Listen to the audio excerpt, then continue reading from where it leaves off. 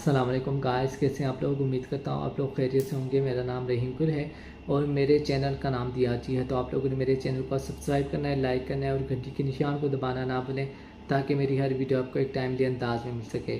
आज हम जिस ड्रामे का रिव्यू कर रहे हैं वो है शेर। शेर की 2 एपिसोड आ गए हैं जिसमें दिखाया गया कि काका साहब ने अपनी सारी दौलत अपने पोते के नाम कर दी। ताज बीबी को ये बर्दाश्त नहीं हुआ और ताज बीबी का और काका साहब का वो सीन मुझे बहुत पसंद आया। और ताज बीबी की एक्टिंग के लिए मेरा दिल, क्योंकि मुझे ये एक्टिंग बहुत पसंद है और ये किरदार को इसके अलावा अंजुमन साहबा के अलावा कोई भी अच्छा प्ले नहीं कर पाता। मुझे ये किरदार बहुत पसंद आ रहा है। ठीक है, जिस तरह वो कहती है कि आपने ज़्यादती नहीं की, मैंने इस वजह से, यानी कि अगर मेरी शादी नहीं हुई, मैंने बगावत नहीं की, तो इसमें सरासर मैंने आपकी फर्मा बरदारी की। ठीक है, मैं फर्मा बरदारी में मारी गई, मैंने शादी नहीं की। अगर मैं शादी कर लेती तो आज मेरा अपना शोहर होता, मेरे बच्चे होते हैं।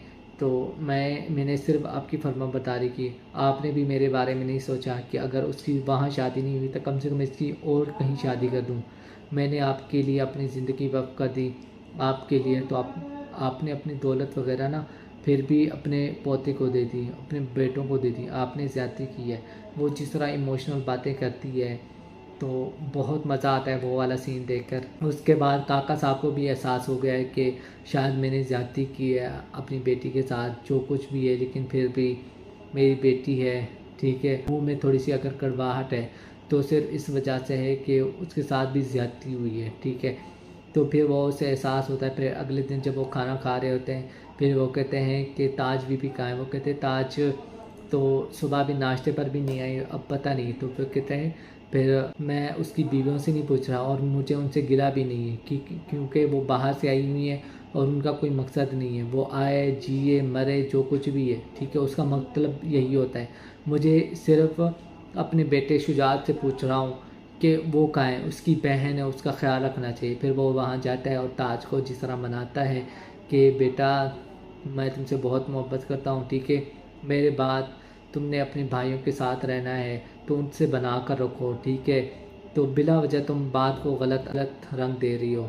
तुम मेरी बेटी हो, मैं तुमसे बहुत मोहब्बत करता हूँ। ये नहीं कि मैं तुमसे ज़्यादती कर रहा हूँ। ठीक है, मेरी सारी दौलत, मेरी सारे चीज़ की वारिस तुम हो, मैं तुमसे बहुत मोहब्बत करता हूँ, तो प्लीज़ मुझे माफ़ कर दो, चलो मेरे साथ खाना खाओ। तो फिर वो खाना खाने के लिए चले जाते हैं। ठीक है, फिर वो समरा जो होती है वो फजर को मिलने आती है। वो फिर अपना हॉस्टल वगैरह दिखाती है। वो कहते हैं कि यहाँ पर तुम कैसी हो। वो कहते मैं ठीक हूँ, फलां ये वो वगैरह।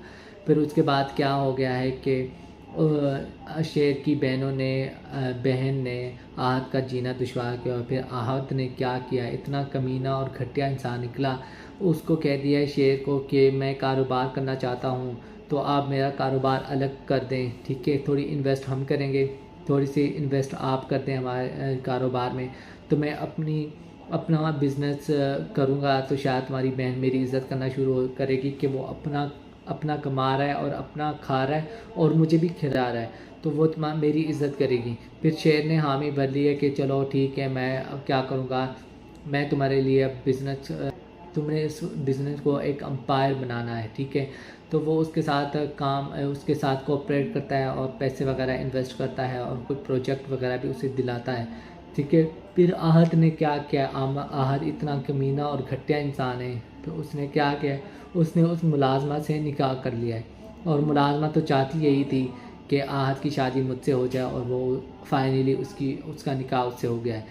अगर ये निकाह वगैरह वो पहले करता तो समझ आता है कि वो शायद उसकी बीवी उसकी इज़्ज़त नहीं करती, बार बार उसे जलील करती है, तो वो मजबूर होकर उसने क्या किया, उसने निकाह कर लिया है। ठीक है, लेकिन शेर ने उसे कह भी दिया है कि मैं तुम्हारे लिए अलग बिज़नेस बनाऊंगा, तो तुमने यानी कि अपना अलग से बिज़नेस करना है।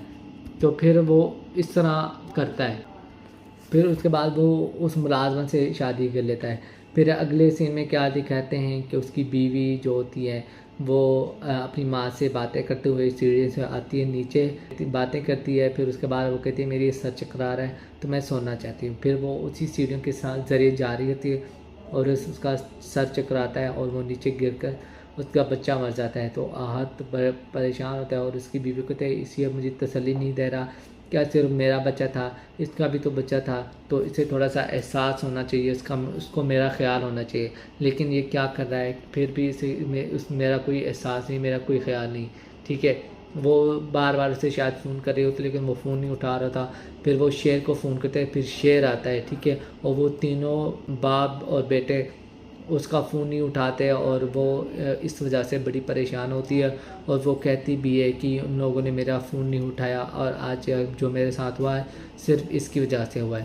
تو یعنی کہ اب یہ حادثہ ہو گیا ہے، اور اوپر سے ابھی کہانی آگے بڑھے گی اور مجھے مزہ آئے گا جب شگفتہ اور آہت کے رشتے کا پتہ چلے گا تو کیا دھماکہ ہونے والا ہے، ٹھیک ہے۔ اوپر سے بدر زمان اپنے مائنڈ میں سوچ رہا ہے کہ میں نے شاید اسے دھوکہ دے دیا ہے اور میں نے اسے پاگل بنا دیا، میں نے پھر سے اپنے بیٹے کے لیے الگ سے بزنس کروا رہا ہوں، ٹھیک ہے، تو وہ یہ سمجھ رہے ہیں۔ اوپر سے شیئر کے مائنڈ میں کچھ اور ہی چل رہا ہے، تو یہ کہانی دیکھنے کا مجھے مزہ آیا۔ آئی ہوپ کہ آپ لوگوں کو میرا ریویو پسند آئے گا، تو آپ لوگوں نے میرے چینل کو سبسکرائب کرنا ہے، لائک کرنا ہے اور گھنٹی کے نشان کو دبانا نہ بھولیں تاکہ میری ہر ویڈیو آپ کو ایک ٹائم دے انداز میں مل سکے۔ ملتے ہیں ایک نئی ویڈیو میں، اوکے، خدا حافظ۔